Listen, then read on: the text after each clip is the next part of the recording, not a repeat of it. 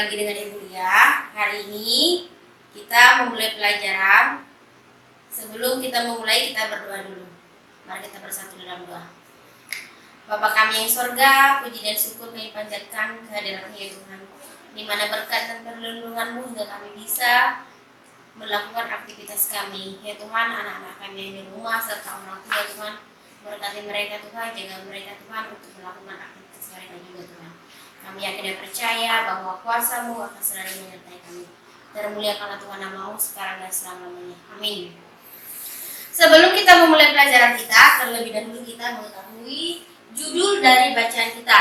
Sekarang kita masuk ke tema B, yaitu judulnya Udara Bersih Bagi Kesehatan atau Udara Bersih Bagi Kesehatan. Nah, sebelum kita memulai pelajaran kita, terlebih dahulu kita mengetahui cara kita bersih ataupun dengan udara bersih bagi kesehatan kita, tubuh kita. Nah, contohnya seperti lingkungan. Kalau lingkungan kita kotor, berarti pernapasan kita tidak aman kan? Nah, dan begitu juga kalau udara kita sehat atau segar dan pernapasan kita juga akan lebih segar dan nyaman. Nah, maka dari itu anak-anak di rumah harus mematuhi kebersihan, terutama lingkungan di tempat tinggal ataupun dimanapun kamu berada. Kebersihan itu adalah lambang dari iman. Nah, kita harus bersih, membuang sampah supaya kuman-kuman yang ada di sekitar kita tidak menghinggapi diri kita. Oke, ini dia udara bersih bagi kesehatan tubuh. Yang pertama itu organ pernapasan bagi burung. Nah, kamu tahu nggak organ pernapasan bagi burung itu? Nah, pada umumnya organ pernapasan burung yaitu paru-paru, organ yang berperan dalam sistem pernapasan hewan bertulang belakang. Nah, yang disebut di sini organ pernapasan burung itu adalah paru-paru. Sama halnya seperti manusia juga bernapas dengan paru-paru. Hewan juga, karena hewan binatang burung itu bernapas dengan paru-paru atau disebut dengan bertulang belakang. Itu dia. Oke, nomor 2. Organ pernapasan ular. Organ pernapasan ular itu atau bernapas dengan apa? Dengan paru-paru atau disebut dengan reptilia atau dibentuk dengan bernapas dengan kulit. Nah, bukan cuma paru-paru saja yang bernapas, tetapi kulit juga bisa digunakan untuk bernapas atau disebut dengan ular. Nah, ini dia, ular itu jadi 2 bagian, bisa paru-paru atau bisa dengan kulit. Itu dia. Oke. Yang nomor 3. Organ pernapasan ikan. Nah, pasti kamu tahu dong organ pernapasan pada ikan. Organ pernapasan ikan itu disebut dengan insang. Nah, dan berbentuk warna merah muda dan selalu lembab. Nah, kamu tahu nggak insang itu yang mana? Insang itu seperti ada di lehernya itu seperti merah muda. Nah, jadi kalau ikan itu mati, maka dari insang tersebut itu akan berubah menjadi warnanya agak gelap-gelap. Itu dia. Tapi kalau ikannya masih hidup, dia akan berbentuk apa? Warna merah muda. Itu cara membedainnya ya. Oke. Nomor 4.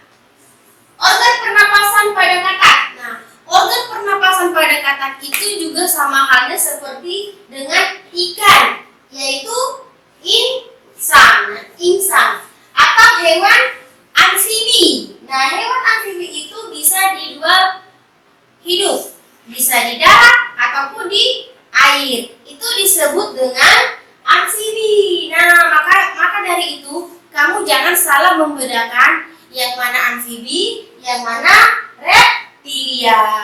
Oke, lanjut lagi dengan ini. Organ pernapasan cacing. Nah, organ pernapasan cacing disebut dengan permes atau bernapas dengan kulit. Nah, cacing itu bernapas dengan kulit. Sama halnya seperti dengan ular, bernapas dengan kulit. kulit. Nah, jadi cacing juga bernapas dengan kulit atau kelenjar lendir sehingga tubuhnya mengandung basah dan lembab. Nah, cacing, siapa yang pernah pegang cacing? Nah, pada dasarnya cacing itu kan kecil, tapi dia ada di bawah tanah ataupun di air. Jadi, cacing ini dia bernapas dengan kulit. Nah, kulitnya itu dia licin dan lembut. Kamu pernah pegang kan? Sama halnya seperti belut. Belut itu sama seperti cacing, lembab dan basah. Oke. Yang keenam, pernapasan pada belalang. Pernapasan pada belalang itu disebut dengan insekta. Itu disebut dengan insekta atau bernapas menggunakan trakea. Nah, belalang ini bernapas menggunakan trakea. Trakea apa sih? Trakea itu atau disebut dengan pangkal tenggorokan. Nah, ini pernapasan pada belalang itu seperti trakea itu ada pangkal tenggorok yang di dalam tubuhnya. Atau sama halnya manusia juga di dalam tubuh kita ini kita mempunyai tenggorok ataupun disebut dengan pangkal. Nah, kamu bisa megang leher itu adalah seperti pangkal-pangkal yang bisa kita bernapas atau disebut dengan trakea. Nah, selanjutnya juga kamu bisa buka bukunya di halaman 1. Di halaman 1 itu ini sudah Ibu jelasi, kamu hanya bisa memindai ke dalam buku tematik. Oke, amati beberapa hewan berikut, kemudian identifikasi organ pernapasan pada hewan-hewan tersebut. Nah, ada burung, ada ikan, ada ular, ada katak, ada cacing, ada belalang, semua sudah ada. Ibu jelasi, kamu hanya memindai ke dalam buku. Nah, di halaman 2. Di halaman 2 ini, aktivitas 2 ini, tulislah proses pernapasan pada hewan sebagai berikut. Oke, yang pertama pernapasan pada sapi. Perhatikan ya bukunya ya. Melalui lubang hidung ataupun faring, laring, trakea, dan paru-paru. Nah, hidung atau batang tenggorokan dan juga paru-paru bisa disebut dengan epalus. Itu sapi. Nah, yang kedua itu nyamuk. Nyamuk itu cara bernapasnya, udara masuk melalui stigma, kemudian dialirkan ke seluruh tubuh atau disebut dengan trakea.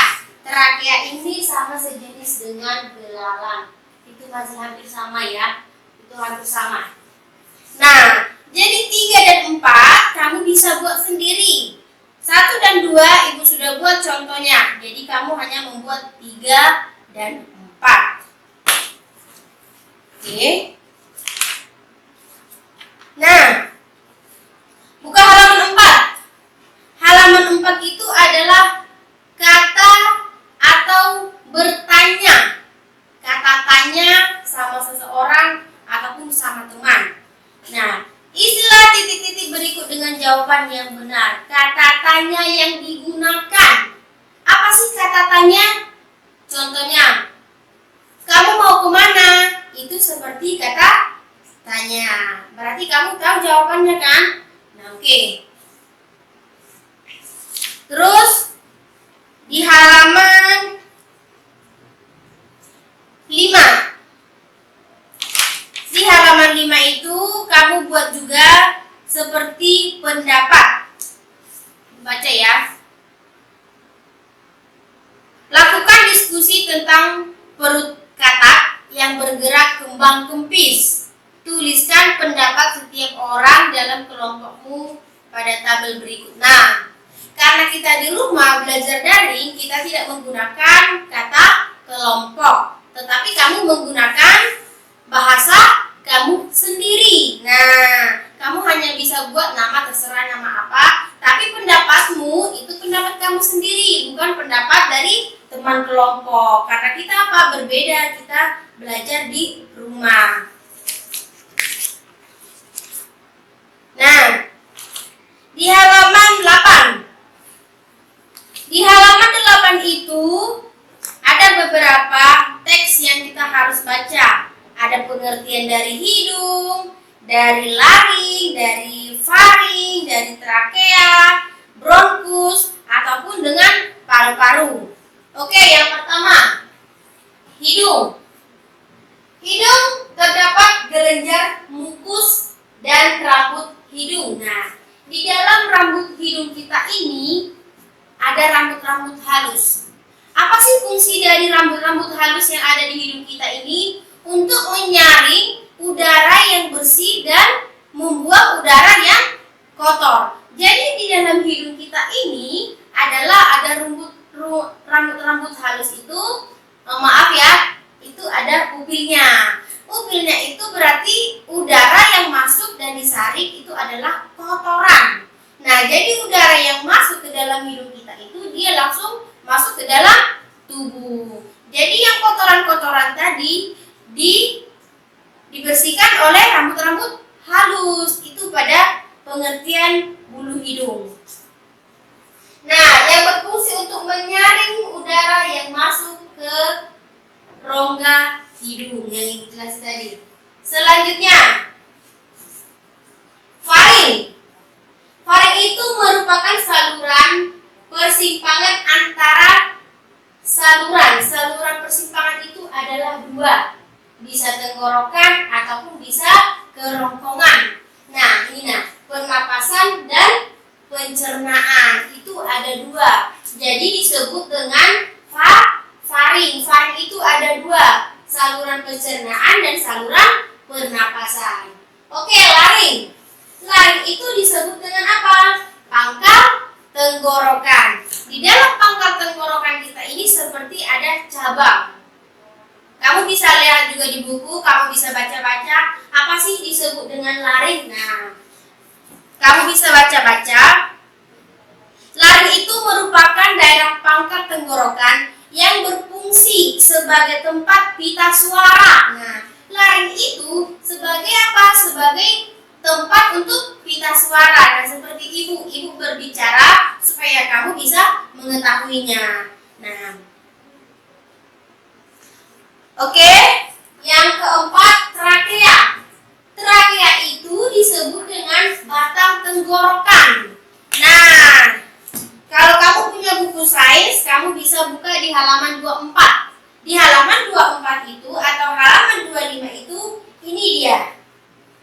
Dia berbentuk cabang seperti Y. Yang di atas itu tenggorokan, yang di bawah itu adalah cabangnya. Oke. Trakea itu terletak di kerongkongan yang disusun atas tulang rawan dan berbentuk dengan cincin, seperti cincin dia. Di dalam tenggorokan itu ada berbentuk cincin. Cincin itulah yang disebut dengan trakea. Dinding bagian dalam trakea dilapisi oleh jaringan epitel berambut bersilia namanya. Bersilia itu disebut dengan trakea juga. Oke, yang kelima dengan bronkus atau bronkiolus. Nah, kamu jangan salah arti ya. Bronkus dan bronkiolus ini percabangan trakea. Ini percabangan trakea ya. Ini bronkus dan bronkiolus itu percabangan trakea atau berfungsi membawa udara menuju paru-paru, ke paru-paru kanan dan ke paru-paru kiri. Itu disebut dengan bronkus dan bronkiolus. Itu ada fungsinya masing-masing. Nah, jadi ada membawa udara ke paru-paru kiri dan ada juga membawa ke paru-paru kanan. Oke. Yang keenam, paru-paru palma. Apa sih paru-paru palma itu? Paru-paru palma itu merupakan pernapasan yang terletak di dalam rongga dada. Nah, palma itu berarti terdapat di dalam rongga dada ini dia tempatnya. Dan terdiri ada dua bagian, yaitu paru-paru kanan dan paru-paru kiri, yaitu disebut dengan pulma. Nah, kamu jangan salah arti. Dari arti pulma, dari arti bronkus dan bronkiolus, trakea, laring, faring, hidung, itu mempunyai fungsi masing-masing. mempunyai saluran masing-masing. Oke.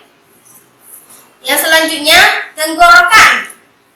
Tenggorokan itu merupakan bentuk seperti pipa, terletak di dalam leher. Nah, ini leher, berarti di dalam leher ini memiliki tenggorokan seperti pipa. Kamu bisa lihat bukunya nanti di halaman 25 ya, yang ada sains. Kamu bisa lihat di situ bentuk-bentuk dari tenggorokan, laring, trakea, di situ ada semua. Yang di halaman buku tematik halaman 9. Nah, di halaman 9 ini menggunakan kata tanya. Tadi Ibu sudah jelasin juga di halaman 6 itu menggunakan kata tanya, bertanya sama teman ataupun sama seseorang. Kata tanya apa? Kata tanya di mana? Kata tanya kapan? Kata tanya mengapa? Kata tanya bagaimana? Nah, kamu bisa membuatnya sesuai apa yang diminta di dalam buku. Oke, aktivitas 2. Aktivitas 2 itu halaman 9.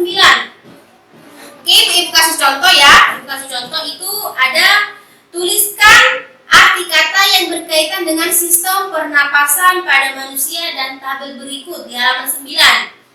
Ada kata dan ada artinya. Yang pertama, respirasi. Respirasi itu artinya proses pengambilan oksigen dan pengeluaran sisa oksigen. Yang kedua itu laring. Laring ada kan? Laring dan faring. Laring itu daerah pangkat tenggorokan untuk tempat pita suara, seperti ibu yang sedang bicara. Atau faring. Faring itu antara saluran dan pernapasan dan pencernaan, itu ada 2. Ini dia. Nah, ada saluran pernapasan dan ada saluran pencernaan. Kamu jangan salah. Oke, trakea. Trakea juga sudah, batang tenggorokan. Bronkus. Bronkus itu ini dan bronkiolus. Kamu bisa membuat artinya sendiri, sudah Ibu jawab beberapa. Nah, ini dia. Di halaman 10. Di halaman 10 itu ada gambar manusia. Gambar manusia itu kamu bisa lihat juga di buku sains. Nah, ini. Kamu mempunyai buku sains kan? Sains ini sangat banyak fungsinya. Mengapa? Karena di bagian tematik itu kita bisa menjawabnya atau mencari jawaban di buku sains. Kamu bisa buka di halaman 24. Di halaman 24 itu ada organ pernapasan pada manusia. Sama halnya juga di buku tematik di halaman 10, lengkapi tabel sistem pernapasan pada manusia sebagai berikut. Kamu perhatikan. Yang pertama itu adalah saluran pernapasan. Kamu bisa lihat di buku saluran pernapasan. Yang kedua itu rongga hidung. Yang ketiga itu faring, paru-paru, otot antar rusuk, diafragma, sinus paranasai, bulung hidung, laring, trakea, bronkus, bronkiolus, dan paru-paru kiri. Kamu bisa lihat di sini di sains. Sains itu di halaman 24. Nah, di halaman 24 ada ya. Nah, terus yang terakhir itu aktivitas 4. Aktivitas 4 itu identifikasilah setiap organ pernapasan pada manusia. Buatlah bagan tentang fungsi organ pernapasan pada manusia. Kamu dapat diskusi dengan teman. Nah, tapi karena kita belajar di rumah, belajar daring, kamu tidak usah diskusi sama teman. Kamu buat sendiri seperti ini contohnya. Nah, ini. Seperti ini contohnya. Ini adalah bagan sistem pernapasan manusia. Kamu buat seperti ini. Kalau kamu tidak punya printer di rumah atau di print, bisa digambar di buku catatan. Sesudah digambar di buku catatan, nanti digunting, terus ditempelin di buku sini, buku tematik ya. Jangan lupa di digambar. Tapi kalau kamu mempunyai print, bisa di print di rumah. Oke? Nah, cukup sekian penjelasan dari Ibu. Kalau memang kurang jelas atau masalah bagan, bisa ditanya langsung sama Ibu. Sebelum kita tutup, kita akhiri dengan doa. Mari kita berdoa. Bapak kami yang surga, puji dan syukur kami panjatkan karena ya Tuhan, di mana berkat-Mu dan perlindungan-Mu hingga pelajaran kami sudah selesai sampai sini Tuhan. Engkau selalu memberkati kami dimanapun kami berada Tuhan, serta orang tua dan anak-anak juga Tuhan. Engkau selalu menjaga mereka Tuhan, jauhkan Tuhan dari kami bahaya. Kami yakin dan percaya Tuhan bahwa kuasa-Mu dan Roh Kudus-Mu akan selalu menyertai kami dan melimpahkan rahmat setiap Tuhan. Dan muliakanlah Tuhan nama-Mu sekarang dan selama-lamanya. Amin.